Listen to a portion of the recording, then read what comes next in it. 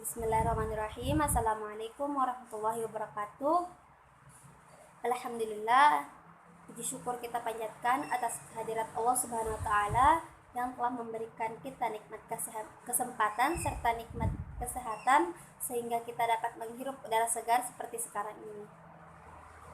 Dan tak lupa pula kita hanturkan salam serta salawat kepada baginda Rasulullah Shallallahu Alaihi Wasallam yang diutus sebagai rahmatan lil alamin di muka bumi ini, yaitu sebagai rahmat seluruh alam. Baik, perkenalkan, nama saya Siti Nur Aisyah Syarif, mahasiswi Universitas Negeri Makassar, Prodi Pendidikan Bahasa dan Sastra Indonesia. Tujuan saya membuat video ini ialah untuk memenuhi tugas pengganti UTS mata kuliah Pendidikan Agama Islam. Baik, langsung saja. Adapun hal-hal yang akan saya bahas pada video kali ini yaitu mengapa dan bagaimana PAI diajarkan di perguruan tinggi.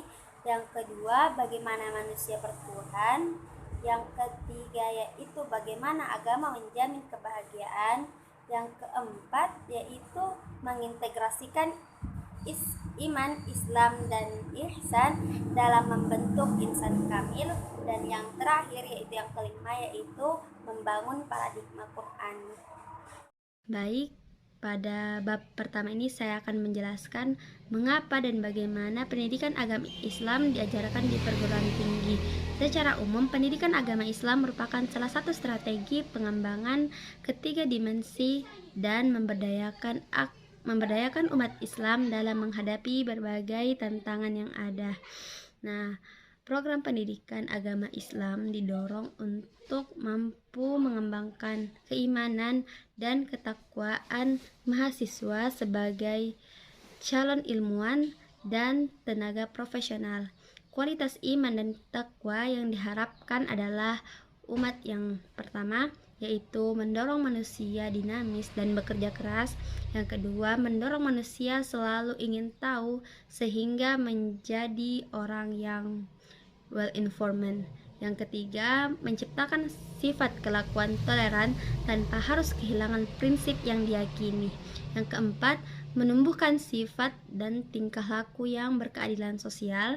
Yang kelima, mengangkat harga diri, kepercayaan, dan kemampuan diri bangsa sehingga muncul manusia yang mandiri dan bebas, progresif, berinisiatif, mempunyai pengendalian dan kemampuan diri, dan mengembangkan hubungan vertikal dan horizontal.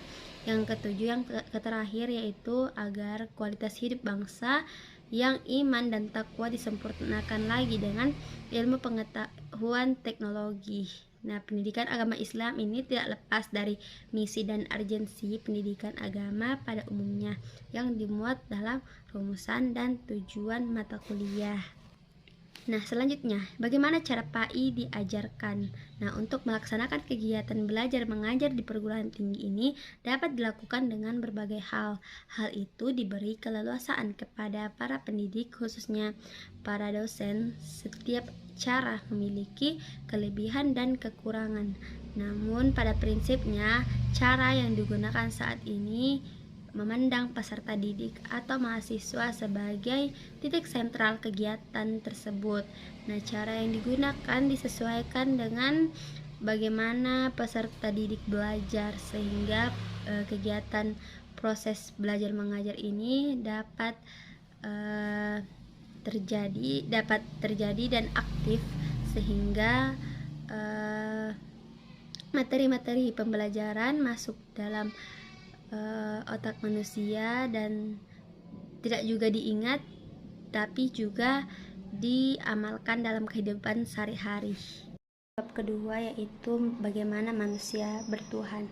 Nah, dalam perspektif Islam, spirit sering dideskripsikan sebagai jiwa yang halus yang dititipkan oleh Tuhan ke dalam diri manusia.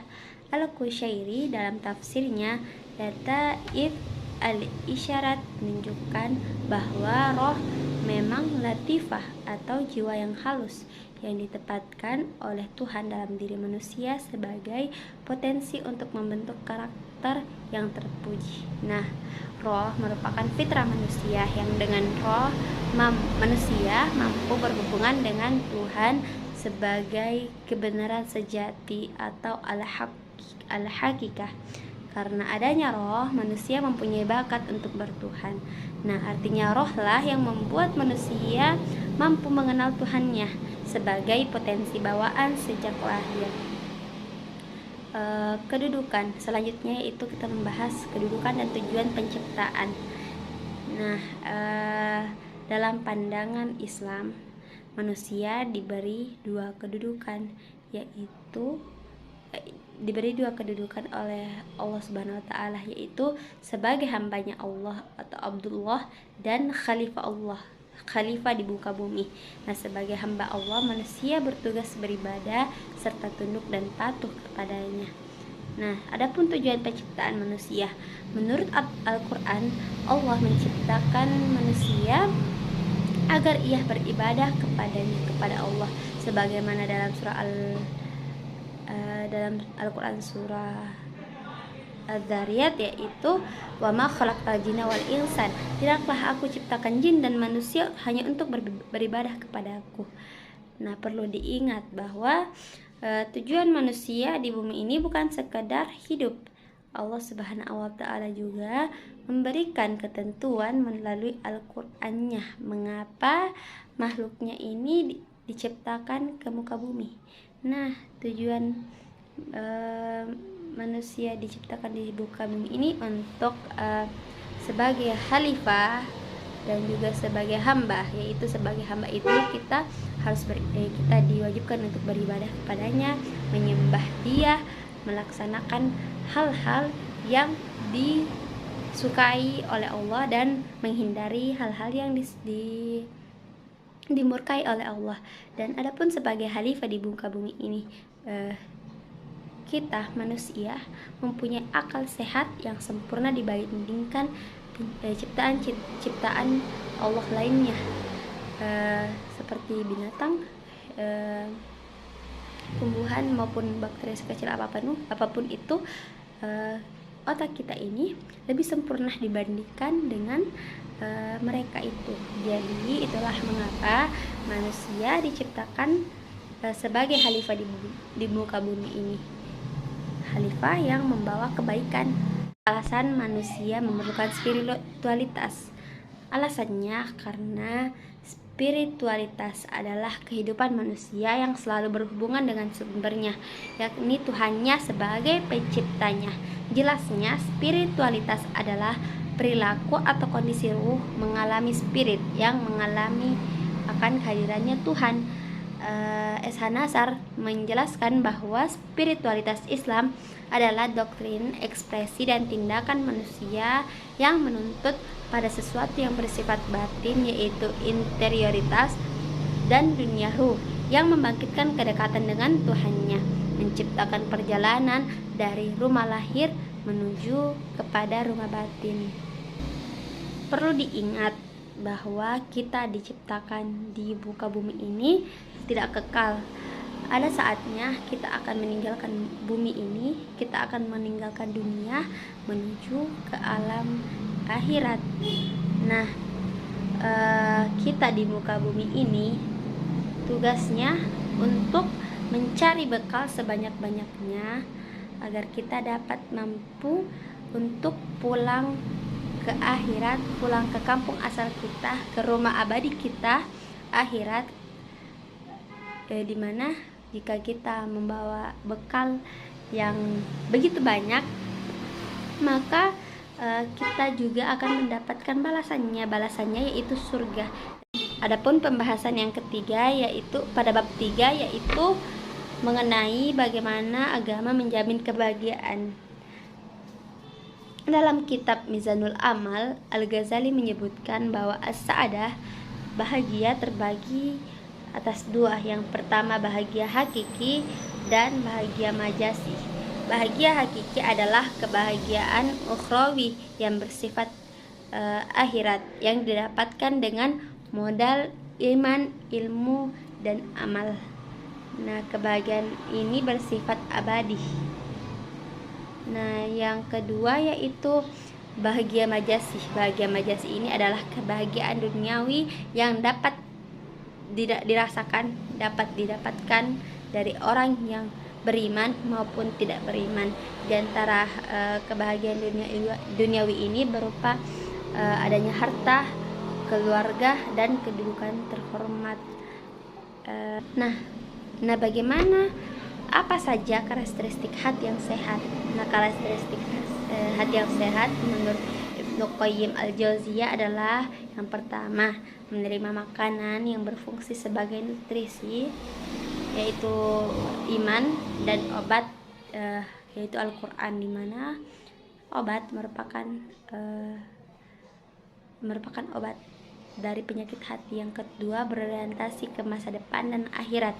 Dan yang ketiga, mendorong pemiliknya untuk kita kembali kepada Allah Subhanahu wa taala. Yang keempat, selalu berzikir atau mengingat Allah Subhanahu wa taala. Dengan berzikir, hati kita akan tenang, insya Allah akan bahagia. Yang kelima, jika kita sesaat lupa kepada Allah, maka segera sadar kembali dan kembali mendekat kepadanya. Yang keenam, khusyuk dalam sholat dan tidak mengingat hal lain dalam melaksanakan sholat tersebut. Yang ketujuh, perhatian agar tidak hilang sia-sia, melebihi perhatian kepada manusia lain dan hartanya. Dan yang kelima, hati yang selalu berorientasi kepada terhadap kualitas amal. Nah, dalam melaksanakan amal ibadah, tentunya diperlukan agar kita melakukannya dengan sungguh-sungguh, dengan memperhatikan syarat-syarat dan rukun-rukun dalam melaksanakan ibadah, agar kualitas ibadah kita menjadi lebih baik, ibadah kita memiliki kualitas yang baik. Nah, kualitas ibadah yang baik akan mendatangkan ketenangan, kebahagiaan, dan kenyamanan. Selain itu, adapun faktor-faktor yang membuat hati sakit menurut sumber kitab Tabib Al-Qulub, yaitu yang pertama, banyak bergaul dengan orang yang tidak baik. Nah, bisa dipahami bahwa pemilihan orang-orang terdekat kita, orang-orang yang ada di lingkungan kita sangat berpengaruh dalam kesehatan hati kita. Tergantung dengan siapa kita bergaul. Selanjutnya yaitu selalu berangan-angan hal-hal yang dilakukan secara berlebihan, maka dampaknya tidak akan baik. Itu saja. Selanjutnya saya akan membahas alasan manusia harus beragama dan bagaimana agama menjamin kebahagiaan. Jadi, kunci beragama berada pada fitrah manusia itu sendiri. Fitrah yaitu sesuatu yang melekat dalam diri manusia dan telah menjadi karakter manusia itu sendiri. Profesor Udin Winataputra mengungkapkan bahwa fitrah adalah keadaan lahir dengan membawa iman.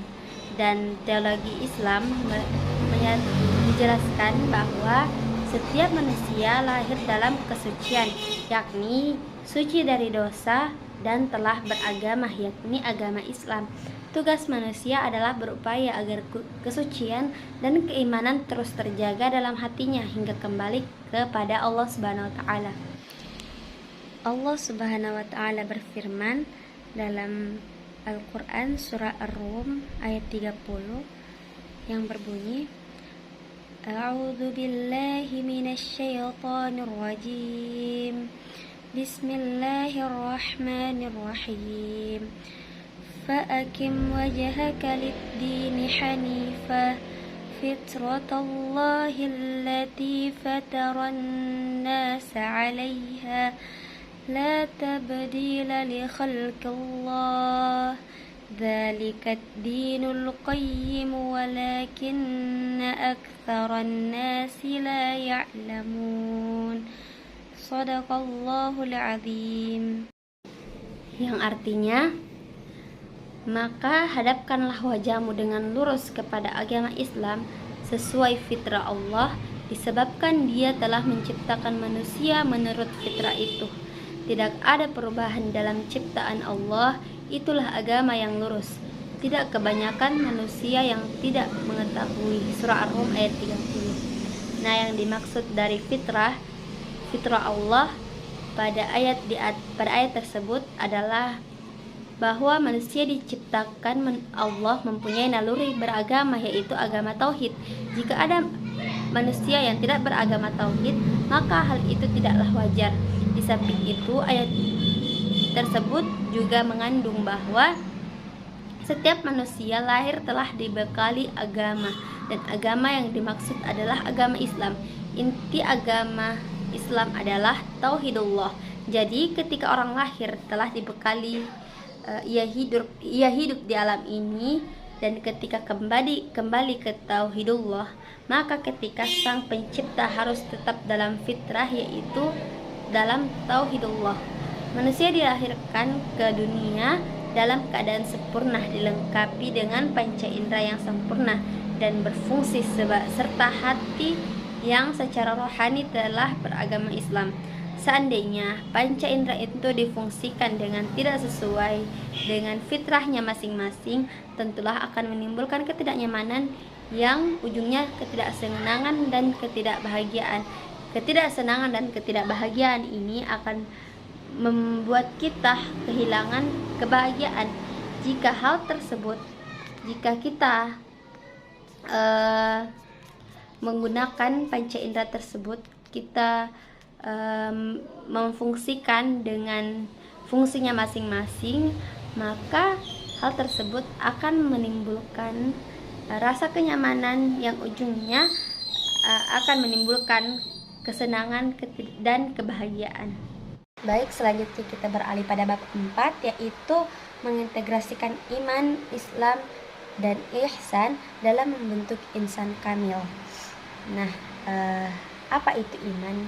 Iman memiliki arti ketentraman dan kedamaian kalbu, yang dari diri kita itu bisa muncul kata al-amanah atau dapat dipercaya. Yang dimaksud keimanan seseorang terhadap sesuatu ialah jika dalam hati seseorang tersebut telah tertanam kepercayaan dan keyakinan tentang sesuatu, dan sejak saat itu ia tidak khawatir lagi terhadap menyelusupnya kepercayaan lain yang bertentangan dengan kepercayaannya. Ihsan juga merupakan puncak ibadah dan akhlak yang senantiasa menjadi target seluruh hamba Allah Subhanahu wa taala. Sebab ihsan menjadikan kita sosok yang mendapatkan kemuliaan. Sebaliknya, jika seseorang hamba yang tidak mampu mencapai target ini akan kehilangan kesempatan yang sangat mahal untuk menduduki posisi terhormat di sisi Allah Subhanahu wa taala, yaitu ridhonya. Rasulullah Shallallahu Alaihi Wasallam pun sangat menaruh perhatian akan hal ini, sehingga seluruh ajaran-ajarannya mengarah pada satu hal, yaitu mencapai ibadah yang sempurna dan akhlak yang mulia guna mencari rahmat dari Allah Subhanahu wa taala. Selanjutnya, insan kamil. Apa insan kamil itu? Insan kamil pada umumnya diartikan sebagai manusia yang sempurna, baik dari segi wujud dan pengetahuannya. Nah, apa hubungan dari ketiga tersebut dengan insan kamil? Nah, kaum muslimin menetapkan adanya 3 unsur penting dalam agama Islam, yaitu iman, Islam, dan ihsan sebagai kesatuan yang utuh. Para ulama mengembangkan ilmu-ilmu Islam guna memahami ketiga unsur tersebut. Kaum muslimin di Indonesia ini lebih mengenal istilah akidah, syariat, dan akhlak sebagai 3 unsur pokok ajaran Islam. Akidah merupakan cabang ilmu agama untuk memahami pilar iman. Syariat merupakan cabang ilmu agama untuk memahami pilar Islam, dan akhlak merupakan cabang ilmu agama untuk memahami pilar ihsan. Nah, jika manusia sudah memahami arti iman dan juga beriman dengan benar, juga menjalani Islam dan rukun-rukunnya dengan istiqomah, maka lebih mudah lagi bagi mereka untuk memahami makna ihsan. Manusia akan mencapai derajat ihsan dengan meningkatkan terus kualitas iman dan Islam dalam dirinya. Dengan begitu, menjadi ihsan kamil bukanlah hal yang mustahil baginya. Itu materi dari bab keempat. Baik, selanjutnya kita beralih pada bab terakhir, bab kelima, yaitu membangun paradigma Qur'ani. Nah, secara terminologis, paradigma adalah cara berpikir berdasarkan pandangan yang menyeluruh dan konseptual terhadap suatu realitas atau permasalahan dengan menggunakan teori-teori ilmiah yang sudah baku, eksperimen, dan metode keilmuan yang sudah dipercaya. Paradigma Qur'ani adalah cara berpikir dan cara pandang dan cara berpikir tentang sesuatu realitas atau suatu permasalahan berdasarkan Al-Quran. Nah, mengapa paradigma Qur'ani ini penting bagi kehidupan manusia? Yang pertama, meluruskan akidah manusia, yaitu menegakkan pokok-pokok tauhid. Yang kedua, meneguhkan kemuliaan manusia dan hak-hak manusia. Seperti dalam Al-Quran, dijelaskan dalam Al-Quran surah Al-Isra ayat 30. A'udzu billahi minasyaitonir rajim. Inna rabbaka yabsutu rizqa liman yasha'u wa yaqdir. Innahu kana bi'ibadihi khabiran basira. Yang artinya, sungguh Tuhanmu melapangkan rezeki bagi siapa yang Dia kehendaki dan membatasi bagi siapa yang Dia kehendaki. Sungguh Dia yang maha mengetahui, maha melihat hamba-hambanya. Nah, selanjutnya yaitu mengarahkan manusia untuk beribadah secara baik dan benar kepada Allah Subhanahu wa taala. Yang keempat, mengajak manusia untuk menyucikan rohaninya. Yang kelima, membangun rumah tangga yang sakinah dan menempatkan posisi terhormat bagi perempuan. Yang keenam, membangun umat menjadi saksi atas kemanusiaan. Dan yang ketujuh, mengajak manusia agar saling menolong, karena dalam ajaran yang terdapat dalam Al-Quran ini semua adalah mengajak manusia agar saling menolong, saling membantu, tidak hanya kepada manusia tapi juga pada makhluk-makhluk Allah, yaitu binatang, tumbuhan, dan alam semesta ini. Baik, itulah penjelasan dari saya. Mohon maaf atas segala kekeliruan. Terima kasih. Wassalamualaikum warahmatullahi wabarakatuh.